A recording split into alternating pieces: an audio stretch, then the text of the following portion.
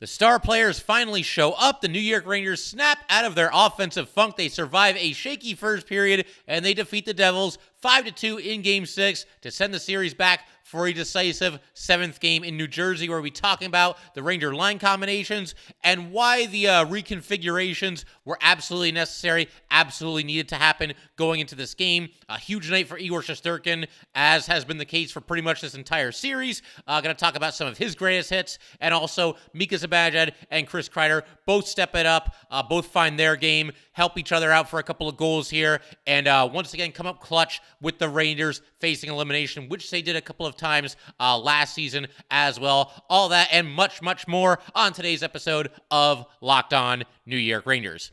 Welcome back, Blue Shirts fans, to episode number 817 of the Locked On New York Rangers podcast. I'm your host, John Chick.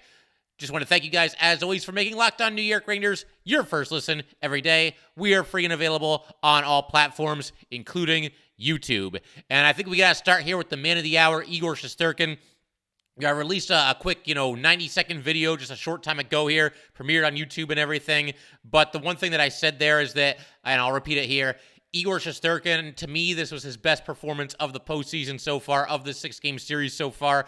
He has not had a bad game or anything really even resembling a bad game thus far in the first 6 games. He's been very, very good, and easily the best player on the New York Rangers. I don't even think that's really up for debate. But the reason why I think this was his best game is just the quality of the saves that he was making and the situations in which he was making these saves. He had a lot of his best saves when the score was tied at 1-1.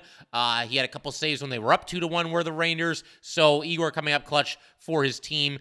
He, of course, during the last game, Game 5, made a really nice glove save against Timo Meier when the Rangers were down 3-0, and then went over to the bench during the TV timeout. And, it's not like he was screaming at them, but, he was looking at everybody and certainly seemed to be talking to them sternly, shall we say. Wanted them to pick up their game a little bit and get it going. And the Rangers never did in Game 5, but they certainly did here in Game 6 tonight. But as far as some of the best saves that he made, I'm going to highlight, this might have actually been his first save of the game. It was very, very early in the first period, still scoreless at this point. But you've got Palat taking a shot from the right circle while moving toward the net. He had a little too much real estate, a little too much room to operate there, moving toward the net. It's always a little bit of a scary situation, and Igor makes a really nice save. I mean, he made a glove save, caught it clean with his glove, kind of had to fight it a little bit, but he also had to battle his way through some traffic. There were a couple of bodies in front of him, and he did a great job, kind of moving away from that and making sure he could see the shooter. Made a great save there. It wasn't like one of his like phenomenal saves that, we've seen Igor Shesterkin make plenty of those, and there were some later in this game. It wasn't even one of maybe his best 5 saves in this game, but it was just one of those saves where you see him make it, and you see how cool, calm, and collected he looks. You saw the way that he moved in his crease. You saw the way he squared up the shot, and you saw the way that he hung on there, despite it being a good shot and a fast-rising shot. And you see that, and you just kind of think all right, Igor's got us tonight. Igor's going to have one of his good games.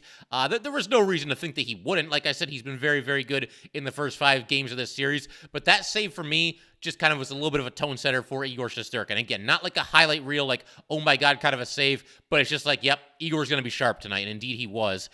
You go to the second period.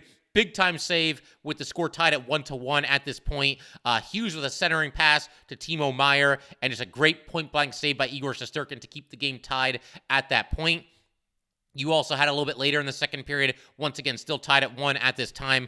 Jack Hughes with a shot from the left circle, fought off by Igor Shesterkin. Another one of those where he didn't catch it clean. He had to kind of just fight it off, but he did that, and great job there. Hughes is always scary, and Igor did a great job against him tonight. And then Devils on the power play. This is in the third period. Rangers have the lead at this point, but you got Heischer taking a shot from the slot. He didn't really get all of it. And in fact, no, this is still the second period, I'm pretty sure. Heischer takes a shot from the slot, didn't get all of it. Igor Shesterkin just kind of had to fight it off. But a great save there, obviously just kind of, battling to keep the puck out.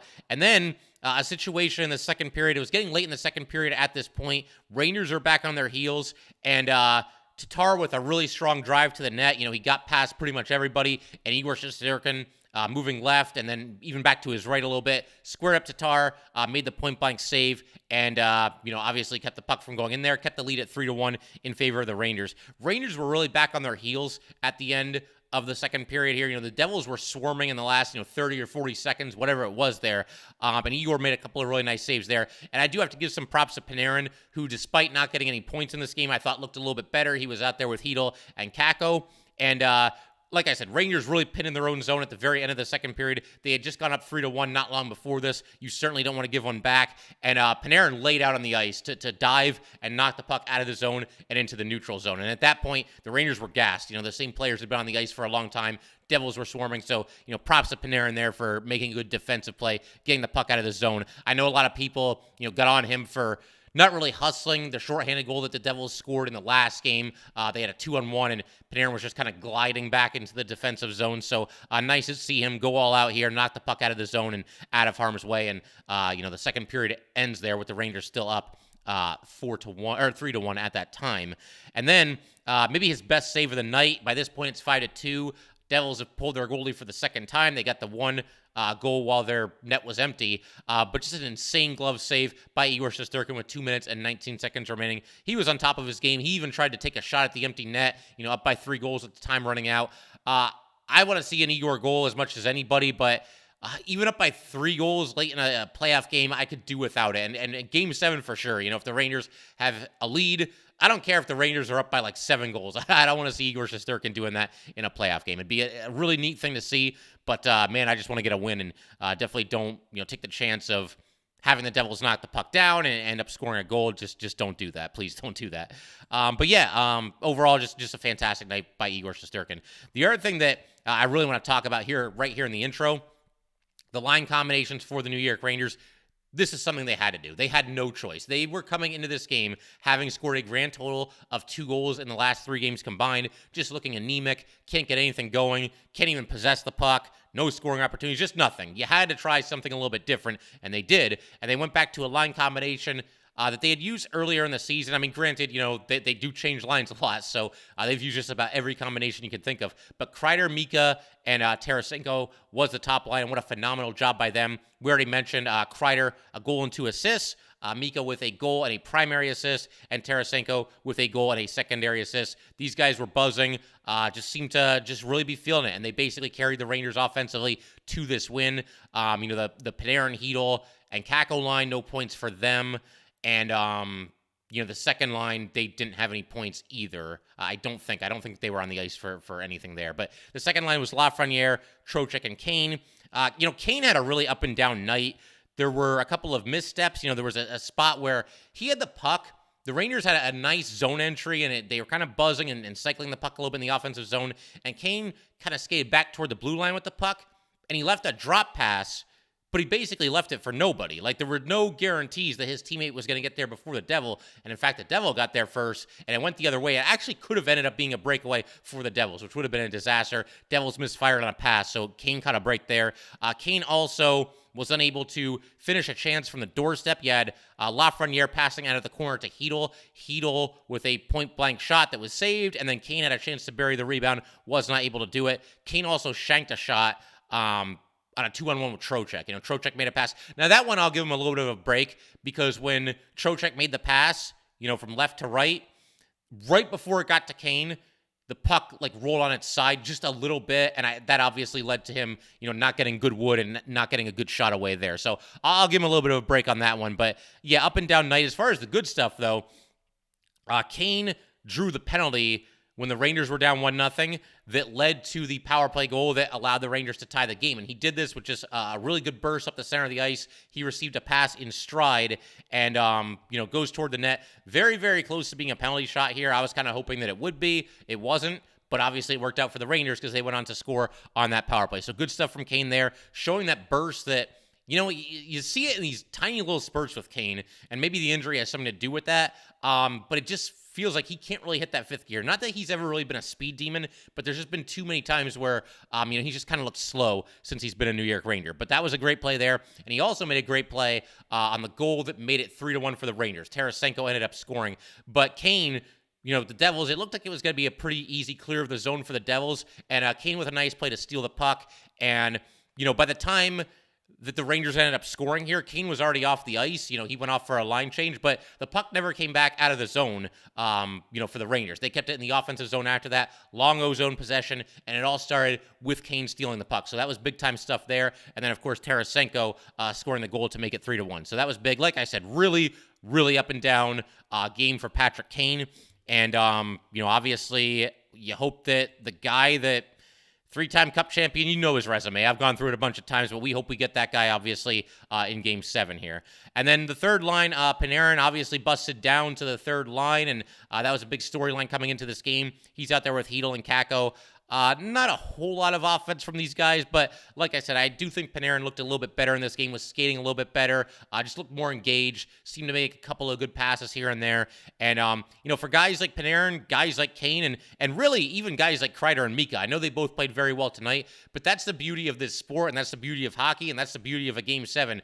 It's obviously very nerve-wracking for all of us, but man, Patrick Kane, he can make a lot of people forget about what's been at best an up and down tenure with the Rangers. Panarin, another, fairly lackluster playoff series here. If they do something big in Game 7, all bets are off, and everybody will be very, very happy about that, obviously. So, we'll see what happens. Obviously, we're going 7 now. Very exciting. And then, of course, the fourth line was the same. VZ, Goodrow, Mott. It was nice to see them get a goal, and we will eventually get to breaking down some of the goals that the Rangers scored. It was nice. The Rangers scored some goals in this game. We've got some goals to talk about, so we're going to do that in just a second, and a whole bunch of other stuff as well. Also going to talk about the changes on the power play unit, which absolutely also needed to happen. The line combinations needed to change, and the Rangers made a couple of adjustments on the power play they absolutely needed to make, and we're going to get to all that good stuff in just a second.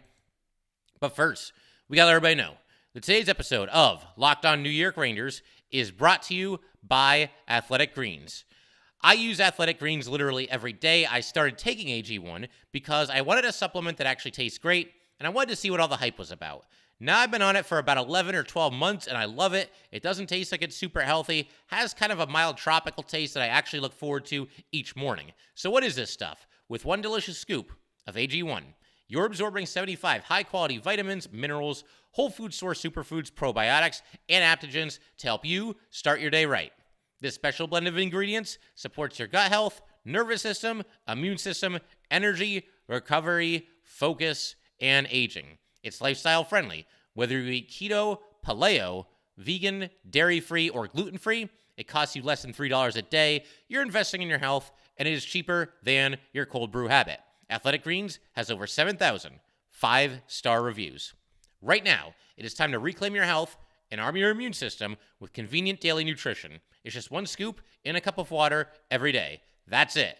No need for a million different pills and supplements to look out for your health. To make it easy, Athletic Greens is going to give you a free 1-year supply of immune-supporting vitamin D and 5 free travel packs with your first purchase. All you have to do is visit athleticgreens.com/NHL Network. Again, that is athleticgreens.com/NHL Network to take ownership over your health and pick up the ultimate daily nutritional insurance. All right, we just want to thank you guys, as always, for making Locked On New York Rangers your first listen every day. We are free and available on all platforms, including YouTube. So like I said, I wanted to take some time breaking down the Ranger goals. We'll get to that in just a second. But for the everydayers, obviously in our next episode, we're going to be breaking down whatever happens and what I'm sure is going to be just a very tense just roller coaster of a Game 7. Obviously, we will get to that in our next episode. Very, very much looking forward to that. Cannot wait to watch that game Monday night now that the Rangers, held serve here, went home, finally got a win in Madison Square Garden, won in convincing fashion, and forced it back for a Game 7 after losing 3 straight games. Very impressive performance by the Rangers. Cannot wait to talk about Game 7, and you keep your fingers crossed for another Ranger win. That's all you can really do at this point. This series has been so unpredictable that your guess is as good as mine. I'm going to have a prediction for Game 7 at the end of today's episode, but man, I mean, it's basically like playing roulette at this point. I mean, who knows how this one's going to shake out. But we talked about the line combinations a second ago. I also want to talk about the adjustments that the Rangers made on the power play. This was critical. They go back to Mika Zibanejad playing on the left side. Him at bumper, it can work. It's not like Mika Zibanejad can't play that role, can't move the puck for the Rangers a little bit there, but I don't know. I mean, you're just throwing away the thing that Mika Zibanejad does best, and that's wind back and blast those one-timers, at least offensively. He's a good all-around player, and we could discuss the other things that he does as well. But as far as offense is concerned, man, I got to see Mika Zibanejad blasting those one-timers on the power play, and that's how the Rangers scored their first goal. Winds back, cranks it, gets a deflection from Chris Kreider. Little bit of a lucky bounce for the Rangers on that first goal there. It kind of deflected off of Kreider like his knee, goes into the net. But you know what? It's your best shooter getting a chance to do what he does best, take those one-timers from the left circle there, and Kreider's in position. He's doing what he does best, being in front of the net, causing some chaos there. You take a little bit of a lucky bounce there. We'll take it for sure. And that's another thing. The Rangers, they haven't deserved any puck luck in the 2 games before this one, but they didn't get any either. And then finally, a little bit of a bounce goes the Rangers' way there, and that allowed them to tie the game at 1-1. But yeah, you've got, once again, as far as the power play adjustments, the other thing they did is they flip-flop Tarasenko and Kane, and this is something that I pitched kind of down the stretch and even into the playoffs this year. I just like the idea of Tarasenko playing on the top unit. I want another shooter out there. He can play the right side, and he can snap off that wrist shot with the best of them. So that just gives the Rangers another weapon there. And Kane, like I said, thus far as a Ranger, it's been very, very up and down. I don't know that he's fit with this team the way that Tarasenko did. Tarasenko came over and just fit like a glove, both from what he brings on the rink to just the Ranger culture that they have there. It just feels like he instantly clicked with his new teammates. And that's obviously cool to see. And, he's somebody that I think can really help that top power play unit. And it was great to see him get that chance. And obviously he had a bigger night than he's had recently. You could say the same thing for a lot of players on the Rangers, but Tarasenko looked good in this game, looked good on that top power play unit. And then the other adjustment they made was the second unit. No more Lafreniere. They go with Capo Caco instead. And I'm good with that too, because, Lafreniere just hasn't done much. He just has not been a very visible player. Caco at least has a couple of points, and bigger body. Maybe you figure he can win some board battles behind the net on the power play. The second power play unit didn't get a ton of time for the Rangers in this one, but I think that was a good adjustment to make right there as well, to have Caco there instead of Lafreniere, at least for the time being. And I'm sure that'll be the same in Game 7 as well. And, getting back to Mika real quick, as far as, him playing the left side and not bumper, I get that, teams are keying on his one-timer. Maybe that's why the adjustment was made, or maybe they were trying to accommodate Kane on that top power play unit. But, be that as it may, let teams try to take that away from Mika Zibanejad. If they want to key on him taking those one-timers, go ahead. Don't try to reinvent the wheel and put Mika at bumper, where one of his greatest talents is essentially going to waste. So, very, very happy with the adjustments that the Rangers made, both to their line combinations as well as the power play units. Good stuff there, and obviously everything pretty much clicked for the Rangers in both departments in this game here. They at least got the one power play goal, which they had not been doing any of. I believe 0 for 14 was the streak before they finally got that power play goal there. All right, the goals. We finally have some goals to talk about, like I said. So I already talked about the first one. This is the one that was set up by Kane on the breakaway. Trip from behind, Rangers go on the man advantage, moving it around the perimeter, and Mika Zibanejad winds back, blasts the one-timer. Kreider deflects it off of his knee into the net, and just like that, 1-1. And I didn't realize how late in the period it was when this happened, which I'm usually very aware of how much time is left. For one reason or another, I just didn't happen to notice the fact that the clock was running out. They scored this goal, which is 24 seconds to go in the first period, and that makes it even bigger. You don't want to be going to the locker room trailing again and having to play from behind. To get that goal there, I think gave the Rangers a little bit of a boost, because I thought the Rangers got outplayed in the first period. I thought the Devils, that was their best period. And as this game went on, the scales kind of tipped in the other direction, and the Rangers seemed to take over more and more with every passing period and essentially with every passing minute. But that goal was huge. You can't understate how important that was. You go into the locker room down 1-0. Obviously, it's not over, but the vibes in that building are not going to be nearly as good, and probably not in that locker room. Those vibes aren't going to be nearly as good either without that goal there. Feeling good about yourself with a goal at the end of the period. We tied it at 1. Okay. Let's get our game going and let's make it happen here. As far as the goal that put the Rangers on top for good, you got Kreider behind the net, moves to his right, passes in front to Mika Zibanejad, and Mika buries it. Prime scoring real estate. Props to Mika Zibanejad for getting to the net there in the slot. And the Devils, I don't know if they just lost track of him or what, but you cannot let Mika Zibanejad be taking shots from that spot on the ice, because you are inviting him to break out of his scoring drought. And man, you hope it's just like the case of the dam breaking with Mika Zibanejad. It's not hard to envision him coming out in Game 7 and having another big game for the Rangers, at the very least scoring another goal. The guy's an absolute sniper. He's an absolute weapon. And it was very nice to see him and Kreider, who have both come under fire from Ranger fans, and understandably so. They just haven't done a whole lot. Kreider started hot the first 2 games, had a goal in Game 3 as well, but they've been nowhere to be found these last couple of games. To see them, once again, set each other up for some really nice goals in this game and come through in spots when the Rangers really need them, very impressive. And again, you just hope that it carries over. That's all you can do as a fan at this point. The third goal. So this is the one I talked about. Kane has a steal in the offensive zone, and by the time the goal was scored, Kane was off the ice, but great pass by Kreider to Tarasenko. But this whole thing was set up with some really determined, really strong board work from the New York Rangers. You had, Kreider was battling along the boards. You had Fox battling along the boards. And back to Kreider. Kreider was along the boards again. And at that point, he got away from the boards, moved across, the top of the right face-off circle there, and Mika was going toward the net, and I think a lot of the Devils just kind of assumed that a couple of them went toward Mika. I think they thought that Kreider was going to pass to Mika here, but he didn't. He held onto the puck for just that extra second, and then that's when Tarasenko entered the screen. Tarasenko might have been right off the bench at this point, and he picks up Kreider's very short pass in stride, lets it fly, that great wrist shot of his, and he scores and makes it 3-1. And at that point, the Rangers were off to the races. Very cool to see the fourth line come through with a goal in the third period. I thought the fourth line, they spent a lot of this game back in their own zone, kind of running around a little bit. But the good news is they sort of bent but didn't break defensively. And they have worked hard, and I think most of the Ranger fourth liners have been among the more consistent Ranger forwards in this series, even if they weren't spectacular in this game. But it was really nice to see them get a goal. You had Mott and Goodrow basically teaming up to force a turnover along the boards. It goes the other way for the Rangers. Vesey and Goodrow on the 2-on-1. Vesey with a shot from the left side, off the glove of Schmid, into the air, and Goodrow basically just whacks it home. Again, very nice to see, those blue-collar fourth-liners come through with a goal here. We've kind of been waiting for that a little bit, I think.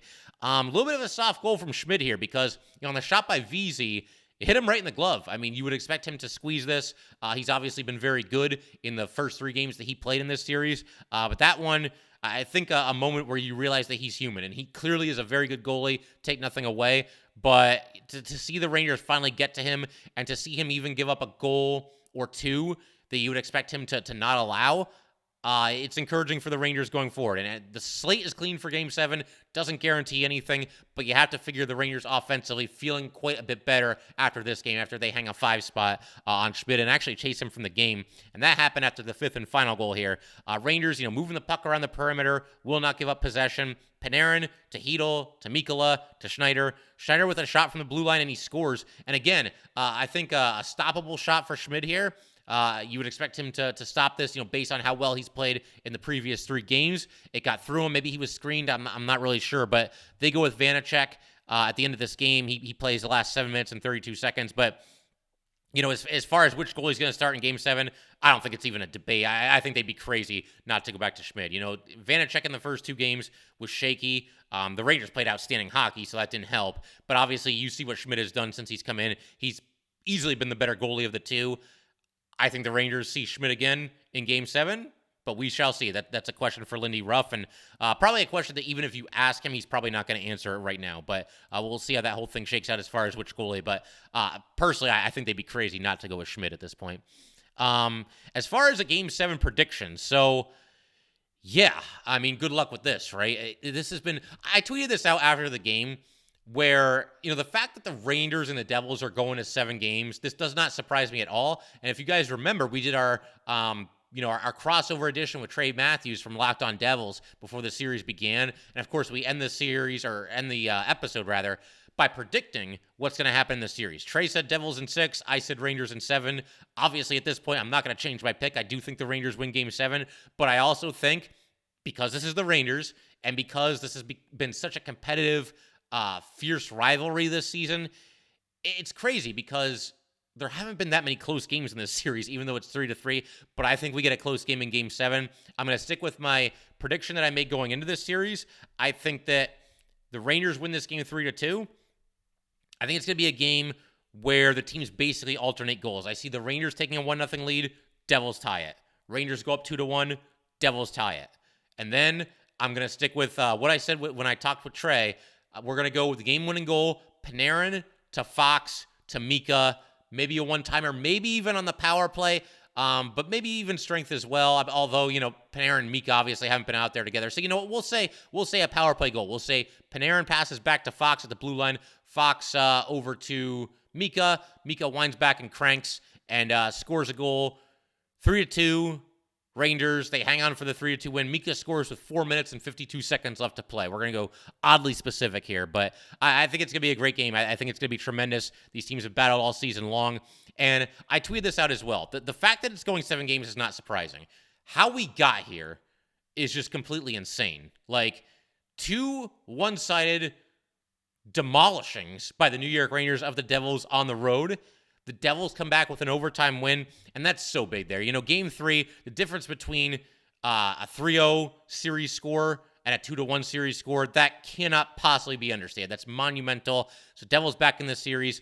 Game 4, the final score was closer than I thought the game was. I thought the Devils pretty much had their way with the Rangers in that game. And then anybody that watched Game 5, you guys know the Devils skated circles around the Rangers the entire night. And this game happens. Rangers, shaky first period, little early hole, down 1-0, but they turned it on and they find their offensive prowess. And again, you just hope that carries over into Game 7. But like I said, I'm not a big believer in momentum.